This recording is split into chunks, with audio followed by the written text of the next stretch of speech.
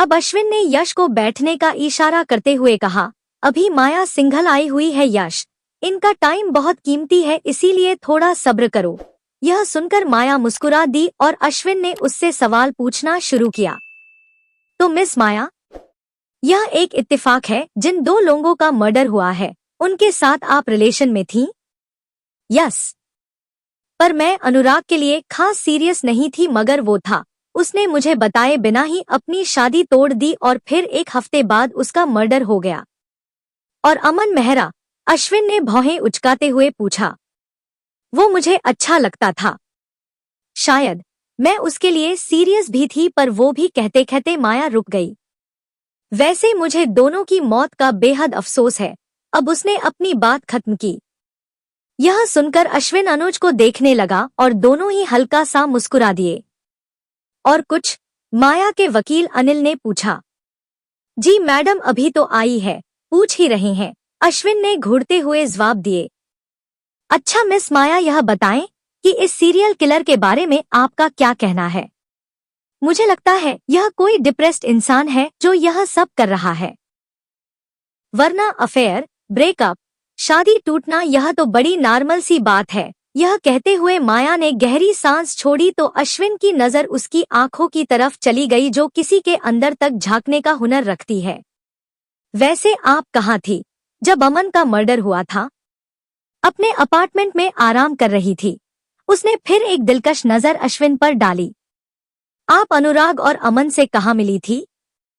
अनुराग से मैं अपने बिजनेस के सिलसिले में मिली थी और अमन मुझे एक दिन क्लब डेविल में ऐसे ही मिल गया था। हमारी वहाँ बातचीत हुई और फिर रिलेशनशिप शुरू हो गया। इसी बीच मैं अनुराग से भी मिलती थी, पर जैसा कि मैंने आपको बताया कि मैं उसके लिए सीरियस नहीं थी, माया ने सफाई दी। ठीक है मिस माया, जरूरत होगी तो आपको दोबारा तकलीफ दे सकते हैं। माया ने सुना तो मुस्कुरा दी। फिर उसने अपने वकील से पेन मांगा और टेबल पर रखे एक पेपर को बड़ी नजाकत से उठाया और उस पर अपना फोन नंबर लिखकर अश्विन को पकड़ाते हुए बोली, कॉल मी एनी टाइम। और एक बार फिर माया की नजरों की तपिश अश्विन को महसूस हुई तो वह बड़ी सी स्माइल देते हुए बोला, थैंक्स सर। अब उसके केबिन से जाते ही यश बोल पड़ा, सर आपको लगता है इसे किसी की भी मौत का अफसोस है? यश, मुझे ऐसी लड़कियां अच्छी लगती है जो लड़कों पर ज्यादा टाइम वेस्ट न करें। यह कहते हुए वह माया का फोन नंबर अपने फोन में सेव कर रहा है। अब वह उठा और बाद में मिलते हैं का कहकर बाहर की तरफ जाने लगा। अनुज सर, यह अश्विन सर कभी किसी लड़की के लिए सीरियस भी हुए थे? यश ने हंसते हुए पूछा। हाँ, ईशा नाम था उसका। खैर तुम यह सब छोड़ो और उस ट्रेन के बारे में बताओ। यह सुनकर यश उसको ट्रेन के बारे में बताने लगा। अश्विन की गाड़ी एक गैराज के आगे रुकती है। वह उसके अंदर जाता है और एक मैकेनिक को देखकर आवाज लगाता है, किशन। कैसे हो? किशन उसे देखकर मुस्कुराता है और फिर दोनों गैराज में रखी कुर्सी टेबल पर चाय के साथ अपनी बातचीत शुरू करते हैं। किशन जो काम दिया था वह करा? अश्विन ने चाय का घूंट भरते हुए पूछा। सर, सम्राट के बारे में पता लगाना इतना आसान थोड़ी न है। उसके कोई भी कुत्ता कुछ सूंघता हुआ यहाँ आ गया तो मैं तो गया। किशन ने हंसते हुए कहा। मुझे उसके किसी एक कुत्ते के बारे में बता दें सर। रोनित साहनी, वो जो जूतों का कारोबार करता है? हाँ सर, पर दरअसल वह ड्रग्स सप्लाई करता है। सुनने में आ रहा है कि आखिरी बार उसने सम्राट से बात की थी। खबर पक्की है? बिल्कुल। किशन ने यह कहते हुए इतनी जोर से चाय की चुस्की ली कि उसकी आवाज अश्विन को भी सुनाई दी। ठीक है, पर सुन, कुछ और भी पता चले तो मुझे बताने के लिए जिंदा रहियो। यह कहकर अश्विन जोर से हंसा तो किशन भी हंस दिया। रात के 8 बजे पुलिस स्टेशन में अनुज को पीसी गुप्ता का फोन आता है और वह ओके सर कहता हुआ फोन रख देता है। तभी अश्विन स्टेशन में दाखिल होता है और जल्दी से एक मीटिंग बुलाता है। उस मीटिंग में अनुज के अलावा यश, समर और करण मौजूद है। आप लोगों को समझ आ गया न कि क्या करना है? अश्विन ने उसे पूरा प्लान समझाने के बाद पूछा। जी सर। ठीक है, काम पर लग जाए। उनके जाते ही अनुज बोला, प्लान तो अच्छा है पर कोई फायदा होगा? फिलहाल तो यह रोनित ही है जो सम्राट तक पहुंचा सकता है, इसीलिए इसको रंगे हाथों पकड़ना बहुत जरूरी है। अश्विन ने टेबल पर रखा पेपर वेट घुमाते हुए कहा। अच्छा, गुप्ता का फोन आया था, उसने डिनर पर बुलाया है, तुझसे मिलना चाहता है। यहीं से चले या पहले घर जाएगा? अनुज ने पूछा। यहीं से चलते हैं, खाना ही तो खाना है, तूने कोमल को बता दिया? हाँ, अभी अभी बात हुई है। करीब 40 मिनट की ड्राइविंग के बाद वे दोनों गुप्ता के घर पहुंचे तो उसने दोनों का स्वागत करते हुए कहा, अश्विन, बहुत सुना था तुम्हारे बारे में पर कभी मिलना नहीं हुआ। हाँ सर, पुलिस डिपार्टमेंट मुझे कुछ ज्यादा ही बिजी रखता है। यह सुनकर गुप्ता हंसने लगा और फिर सभी डाइनिंग टेबल पर डिनर करने बैठ गया। डिनर के बाद पीसी गुप्ता ने अश्विन से पूछा, तुम्हें क्या लगता है अश्विन, किलर मर्डर वेपन क्यों क्राइम सीन पर छोड़ता होगा? सर, किलर हमें चैलेंज करता है कि मैं तुम्हें इतना बड़ा क्लू दे रहा हूं पर तुम फिर भी मुझे पकड़ नहीं पाए। अनुज, हमें कभी उस इंक वाले पेन पर कोई फिंगरप्रिंट्स तो नहीं मिले ना? नहीं सर, मगर हमारे पास एक बहुत जरूरी इंफॉर्मेशन है जो हमें किलर तक पहुंचा सकती है। गुड। अब कुछ देर और बातों का सिलसिला जारी रहा और फिर दोनों गुप्ता से विदा लेकर उसके घर से निकल गए। रास्ते में वह बातें करते हुए जा रहे हैं कि तभी अश्विन की नजर अपने पीछे आती एक गाड़ी पर गई तो वह गुस्से में बोला, बास्टर्ड। क्या हुआ? अनुज ने पूछा। कल भी यह गाड़ी मेरे पीछे लगी हुई थी और आज भी मेरे पीछे लग गई है। तूने बताया क्यों नहीं? कल मुझे वो ट्रेलर लग रहा था पर अब लग रहा है कि आज यह पूरी पिक्चर दिखाने के मूड में है। तो फिर इसका चूहा बिल्ली का खेल खत्म करते हैं, अनुज ने ताव में आकर कहा। बिल्कुल, इसे बता दिया जाए कि इस खेल में बिल्ली हम है। यह कहकर अश्विन ने अगले मोड़ पर गाड़ी मोड़ ली और वह काले रंग की गाड़ी जो उनके पीछे थी वह भी उसी मोड़ पर मुड़ गई। अब दोनों गाड़ियों के बीच चूहा बिल्ली का खेल शुरू हो गया। अश्विन जहां जहां गाड़ी घुमाता वह काली गाड़ी भी वहीं मुड़ जाती। अनुज ने गाड़ी में बैठे शख्स को देखने की बहुत कोशिश की मगर काले शीशे लोगे होने की वजह से वह कामयाब नहीं हो गया। अब उसने रेस लगाते अश्विन से पूछा, यह कौन हो सकता है? पता होता तो अब तक यह गाड़ी चलाने लायक नहीं रहता, अश्विन ने ताव में जवाब दिया। मुझे लगता है अब एक्शन दिखाने का टाइम आ गया है। यह कहते ही अश्विन ने उसे एक तिरछी मुस्कान के साथ देखा और फिर उसने एक मोड़ पर आकर गाड़ी ऐसे मोड़ी कि उसकी गाड़ी काली गाड़ी के सामने आकर खड़ी हो गई। यह देखकर काली गाड़ी में बैठा शख्स डर गया। अब जैसे ही अश्विन की गाड़ी उसकी तरफ बढ़ी, उसने गाड़ी पीछे लेना शुरू कर दिया। अब उल्टा हो चुका था, काली गाड़ी के पीछे अश्विन की गाड़ी लग चुकी थी। अब अश्विन और अनुज बिल्ली बने उसे चूहे के पीछे दौड़ लगा रहे हैं।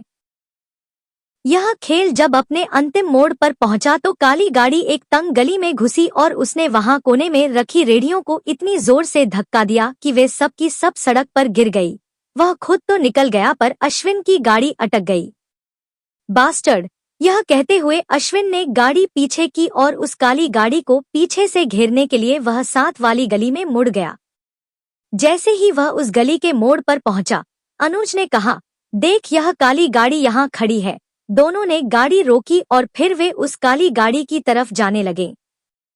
गाड़ी के पास पहुंचकर उन्होंने गेट खोला तो उसमें कोई नहीं था। अश्विन ने गहरी सांस लेते हुए कहा, मुझे पता था भाग जाएगा। अनुज ने गाड़ी की तलाशी ली तो उसे एक लाल रंग की लिपस्टिक मिली। इसका मतलब कोई औरत थी। अनुज ने लिपस्टिक को रुमाल से उठाते हुए कहा, कोई भी हो सकता है, क्या पता चलाने वाला ड्राइवर औरत के साथ कभी बैठा हो और यह उसकी हो या फिर गाड़ी में दो लोग हो। अश्विन की बात सुनकर अनुज ने हाँ में सिर हिला दिया। अब अनुज ने यश को फोन कर गाड़ी को जब्त करने के लिए कहा तो अश्विन ने एक सरसरी आवाज पूरी गली में डाली और फिर दोनों वापस अपनी गाड़ी की ओर मुड़ गए। अनुज को छोड़ने के बाद अश्विन भी अपने गहर की ओर कूच कर गया। वह अपने अपार्टमेंट में सिर्फ लोवेर्स डाले अपनी बालकनी में खड़ा सिगार फूंक रहा है। अब वह उस लाल रंग की लिपस्टिक के बारे में सोचने लगा तो उसके सामने माया का चेहरा आ गया। जब वह उस दिन पुलिस स्टेशन आई थी तो उसके होंठों पर भी इसी रंग की लिपस्टिक थी। अब अश्विन ने कुछ सोचकर माया का नंबर डायल कर दिया। माया ने 4 बेल के बाद फोन उठा लिया। हेलो। उसकी सिडक्टिव आवाज को सुनकर अश्विन के चेहरे पर मुस्कान आ गई। हेलो, मैं इंस्पेक्टर अश्विन बोल रहा हूँ। ओह मिस्टर अश्विन, बहुत जल्दी आपको मेरी याद आ गई। बताएं। वह लंबी लंबी सांस लेते हुए बोली। ऐसे क्यों लगा रहा है कि तुम हाफती हुई आई हो? वो मेरा कुत्ता बुजो मुझे अपने पीछे बहुत दौड़ाता है, उसने पानी का एक गिलास पीते हुए जवाब दिया। वैसे आप बताएं, आपने क्यों कॉल किया? दिल्ली में अकेला हूं न, इसीलिए कोई दोस्त ढूंढ रहा हूं। यह कहते हुए अश्विन ने सिगार का धुआं छोड़ दिया। अब इसी तरह कुछ देर बातों का सिलसिला चला और फिर अश्विन ने यह कहकर फोन रख दिया कि वे बहुत जल्द मिलेंगे। सुबह पुलिस स्टेशन में यश ने बताया कि सर, जिसकी यह गाड़ी थी उसने तो बहुत पहले ही अपनी गाड़ी को वाहन लेने वाले कबाड़ी को बेच दिया था। गाड़ी पर जो नंबर प्लेट थी वह उसी कबाड़ी से खरीदी गई थी। कबाड़ी ने कुछ बताया कि किसको बेची थी? वह कह रहा है उसे कुछ याद नहीं है, बहुत टाइम हो गया। यश की बात सुनकर अश्विन ने गहरी सांस ली तो अनुज बोल पड़ा, कहीं यह सम्राट का काम तो नहीं? वैसे अश्विन सर, हम उस रोनित पर नजर रखे हुए हैं, बहुत जल्द ड्रग्स की एक बहुत बड़ी डील होने वाली है, यश ने कहा तो वह बोला, गुड। अश्विन ने अब सम्राट की फोटो निकालकर मेज पर रख दी तो यश ने उसे देखकर बोला, सर अब तो क्रिमिनल भी बड़े गुड लुकिंग होने लगे हैं। यह भी किसी हीरो से कम नहीं है, आपको टक्कर दे रहा है। अश्विन यश को देखकर मुस्कुराते हुए बोला, हाँ यह टक्कर का क्रिमिनल है। इसका दिमाग 4 लोमड़ियों के बराबर है। इसके बाप ने भी इतनी तरक्की नहीं की जितना कि इसने अपने माफिया ग्रुप को आगे तक पहुंचाया है, तभी तो यह करोड़ों का लाइफस्टाइल मेंटेन करता है। अश्विन की बात सुनकर यश हैरान है। तभी अनुज बोल पड़ा, पर तेरे पास कम से कम इसकी फोटो तो है, हमें देख। यार तुझे मैंने उस दिन भी कहा था कि कहानी में ट्विस्ट है। अब अनुज उसकी तरफ सवालिया नजरों से देखने लगा तो अश्विन बोल पड़ा, 6 महीने पहले इसके लंदन वाले घर में आग लग गई थी, जिसमें यह बुरी तरह झुलस गया था। हमें पता चला है कि इसने या तो प्लास्टिक सर्जरी करवा ली या फिर अपने चेहरे पर सिलिकॉन मास्क लगा लिया है, पर जितना मुझे पता है सिलिकॉन मास्क की भी एक लिमिट होती है।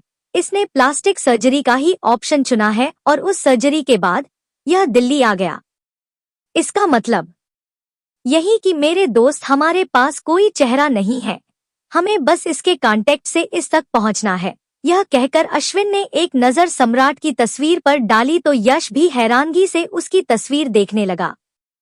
तभी सब इंस्पेक्टर राघव ने बताया कि सर, क्लब पैराडाइज के बाहर के सीसीटीवी खराब है और अमन की सोसाइटी के बाहर जो सीसीटीवी है वह भी शॉर्ट सर्किट की वजह से खराब हो गया था। इसका मतलब किलर होटल पैराडाइज से अमन की गाड़ी में बैठा होगा। प्रीति और अनुराग के टाइम भी यही हुआ था, जहां से वे दोनों आखिरी बार निकले थे वहां के सीसीटीवी भी खराब थे। अनुज ने यह बोला तो अश्विन बोल पड़ा, सोसाइटी के बाहर का सीसीटीवी जानबूझकर खराब किया गया होगा। सर अब क्या करें? होटल पैराडाइज जाओ और पता करो, क्या पता वहां पर किलर पहले से हो और अमन पर नजर रख रहा हो, क्योंकि ऐसे किलर पहले अपने टारगेट के बारे में सब पता करते हैं और फिर अपने काम को अंजाम देते हैं। अश्विन की बात सुनकर यश और राघव दोनों स्टेशन से निकल गए। अनुज भी जब जाने लगा तो अश्विन ने पूछा, तू कहाँ जा रहा है? कोमल को डॉक्टर को दिखाने जाना है। क्यों, कोई गुड न्यूज है क्या? अश्विन के चेहरे पर शरारती मुस्कान है। नहीं यार, पिछले कुछ समय से उसे पथरी की दिक्कत है, उसी केस के सिलसिले में डॉक्टर से मिलना है। ओके, टेक केयर, थैंक्स कहकर अनुज चला गया और उसके जाते ही अश्विन भी स्टेशन से यह बोलकर निकल पड़ा, उस कबाड़ी की याददाश्त को तो मैं ठीक करता हूँ।